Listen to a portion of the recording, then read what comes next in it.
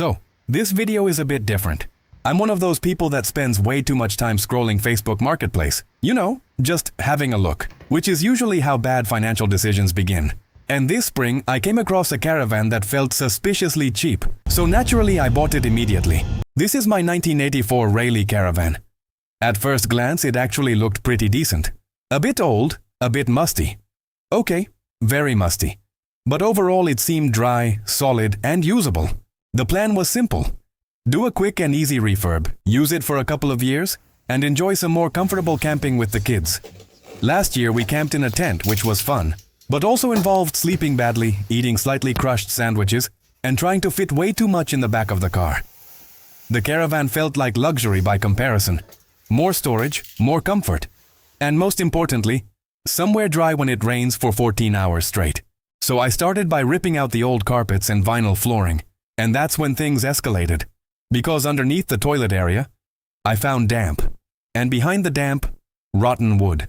Now I have absolutely no experience repairing caravans, but at this point I'd already bought it, so my brain switched into solution mode, which historically has actually gone well for me, but only on the second attempt. I started peeling back the exterior cladding to expose the damage. Once I found the rotten section, I cut out the bad wood, made a cardboard template, and replaced it with a new piece.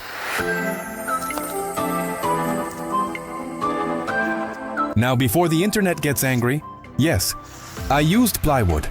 Would I recommend plywood for a caravan repair? Probably not.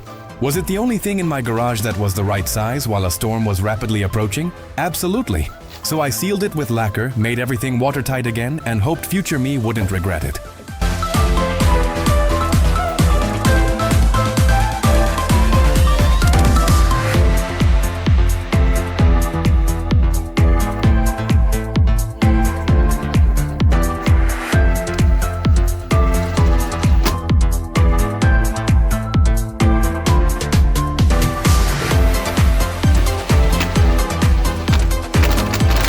Then came the interior, and honestly, the brown had to go.